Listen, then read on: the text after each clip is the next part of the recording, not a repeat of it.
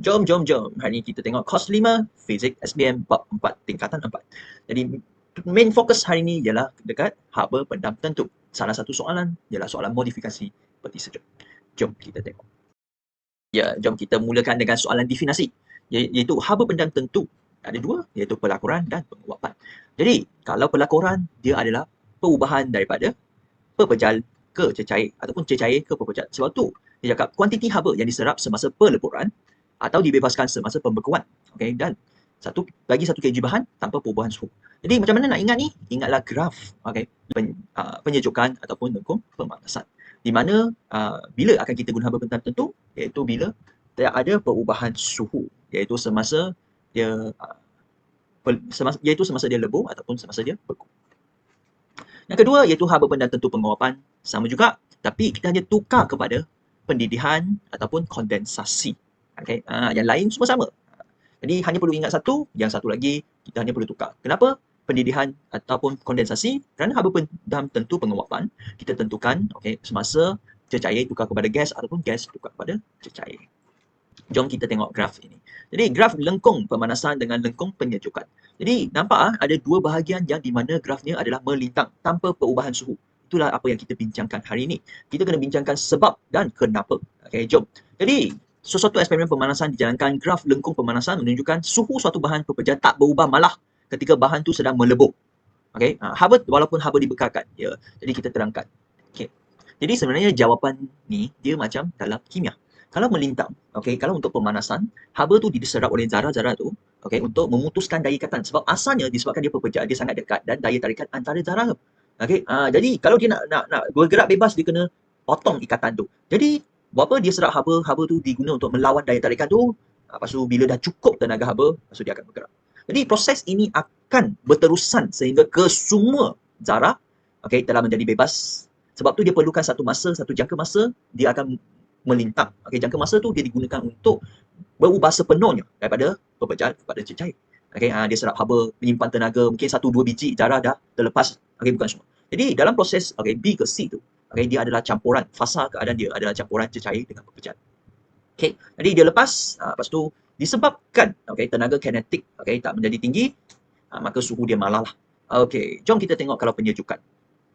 Sama juga penyejukan. Asalnya dia bergerak bebas, bergerak jauh. Lepas tu bila dia sejuk kekurangan tenaga, kamu boleh imagine macam mereka sejuk, jadi mereka datang dekat-dekat. Sebab sejuk sangat nak duduk dekat-dekat. Jadi bila dia duduk dekat-dekat, ikatan terbentuk, ikatan daya tarikan terbentuk antara zarah. Jadi apa berlaku? Sini dia akan membebaskan haba dan kadar hak tenaga haba pendam yang dibebaskan sama dengan kadar haba yang hilang ke persekitaran. Sebab tu tenaga kinetik tak berkurang, suhu pun kekal malah. Jawapan di sini.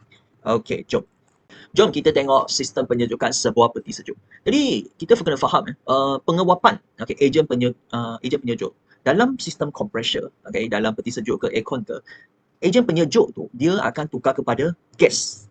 So dia akan tukar balik kepada cecair, tukar kepada gas, tukar balik kepada cecair. Jadi dia melibatkan haba pendam tentu penguapan. Dalam proses penukaran tu dia akan membebaskan banyak haba, dia akan menyerap banyak haba. Sebab tu disebabkan cecair ini dia perlu tukar kepada gas dengan senang, tukar balik kepada cecair dengan senang. Jadi takat didih dia kenalah rendah. Jadi kenapa? Sebab dia mudah menguap, mudah bertukar fasa dari gas pada suhu yang rendah. Proses-proses ni berlaku dalam tube, dalam kompresor peti sejuk. Jadi kita tak boleh nampak terus lah. Yang kedua, nilai haba pendam tentu penguapan kena tinggi. Sebab apa? Sebab dia nak menyerap haba dari dalam, bahagian dalam peti sejuk dan dibawa keluar. Lepas dia dibawa keluar, dia bebaskan ke persekitaran.